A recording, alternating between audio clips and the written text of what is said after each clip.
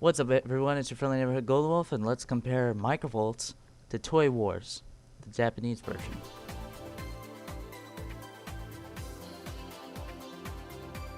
I know the music is beautiful, but like, listen to Chip.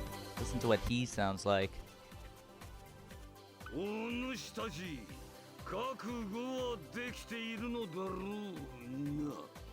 You know, when you're in the middle of the game, you get to listen to some beautiful music like this. Doesn't that just make you feel like dancing? Like, oh my god. Please, RHP. Okay, so when you join the match, they even have some beautiful music playing then. Like, RHP. RHP. RHP, please. What are you doing? Go home. You're drunk. Seriously, though, when you first start the game, you start off with about 35,000 MP. Or in the game here, it's known as Toy Points. Which is enough to buy easily 5 or so permanent weapons. And what's cool is, after you finish the tutorial, you end up getting 4 sets. That'll last like 7 days or something like that. My assumptions here, but that's still really good. You start off right out of the box, you know, packing some crazy stuff. You got enough money for weapons. You have enough money for gear. You're set for the next little bit. And what's even cooler yet is for the next however many levels, you'll be getting a lot of MP because it's really easy for you to level.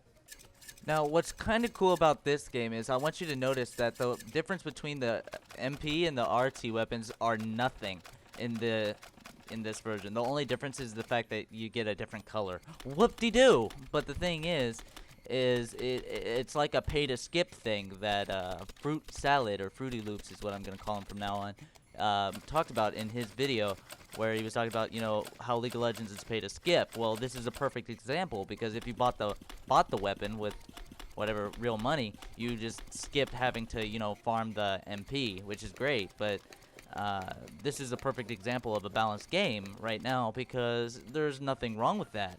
Another thing I wanted to point out is in the Japanese version, the Ninja, the Awesome, the Tight, the Colonel Crack, and Aunt Jemima are available through in-game money. So you don't have to spend RT or anything to get them. So I thought that was kind of interesting, so I thought I'd point it out. However, as you can see, the stats aren't exactly the absolute best, but it's still playable, and I thought that was kind of cool. Another thing I wanted to point out was the fact that in the Japanese version, you can change the voices, like you're hearing right now. You can change the voices around, and if you notice, like you have a decent amount of options here, and you can get like the mirror version of the RT, but the difference is it's a different color or something like that, which I thought was kind of cool. Now, back when I was playing the game really early on, I think it was in closed beta only.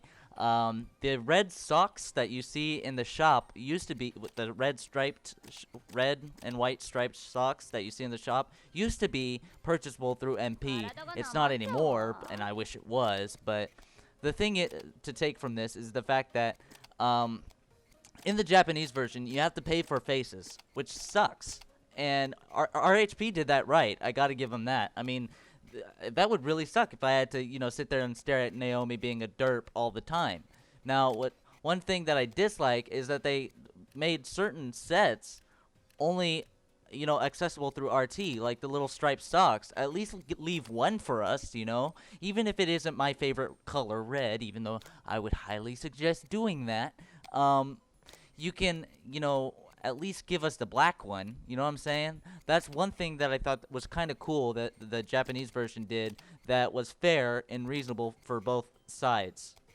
And another thing that you're going to notice here is the fact that when you go and buy a full set like you're seeing, it costs only 18,200 MP. And the thing that you need to take away from this is the fact that their MP and EXP games are basically the same as us.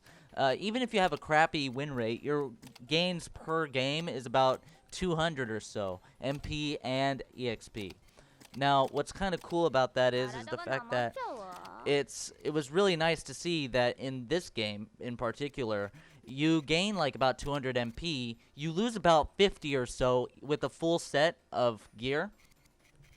But hey, you gain plus 150, which is, you know, 75% of what you gained in a match, which is really nice, which you can use later towards the capsule machine. And I just thought that was really cool and neat. And so I thought that was something RHP should probably think about. We shouldn't be punished for having permanent weapons and permanent stuff, which, you know, the Japanese version obviously took into consideration. And that was kind of cool of them. But one thing that was uncool about them, though, was the fact that they made accessories. You know, you had to buy it with real money. You couldn't, or just spin for it in the capsule. But it wasn't as accessible as it is for us in the U.S. And so that's one thing as well that RHP did right. And you know, yeah, RHP being awesome. Now, I'm not gonna sit here and say that RHP sucks and Japanese version is awesome because then I'd be a liar. But the thing is, both have things to improve on, and hopefully this video will help guide us in what would make players happy and the company happy. Here we are at the capsule, and the thing I thought that was kind of funny from this situation, honestly, was the fact that everything you can get MP sets, you can get, you know, MP rare MP weapons and stuff like that, but it was kind of funny to see all these accessories like spammed in a row next to each other. I just thought that was interesting. But their MP capsule cost 700 per spin. Ours, if I recall, or I heard, it cost like 3,000 or something, which is insane. But you know, even if it did cost 3,000, I think we should definitely get that MP capsule machine back. I mean, there's no reason for us not to have it other than the hackers. And honestly, how could you?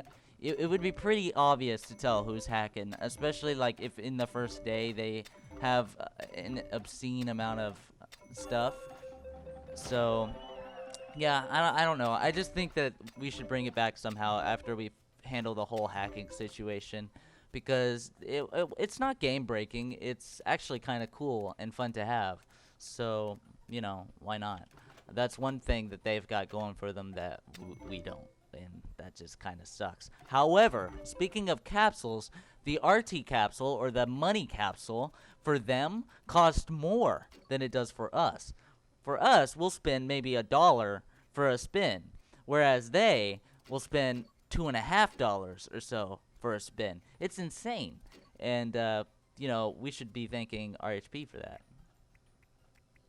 You know what I'm saying? Of course you do, because you're awesome. NQ Games' idea of balance is adding HP to people, and that doesn't mean, you know, balancing the weapons. It means, you know, weakening the weapons that we use and are used to using, and making it a lot harder to kill someone. This girl should have died on my second shot. I shouldn't have even taken any extra damage, but I ended up taking extra damage because they have so much HP, and it's ridiculous. There's no reason. There's no reason for it at all. And honestly, I hope RHP is taking their time with this, and this is why they're taking so long with the next patch.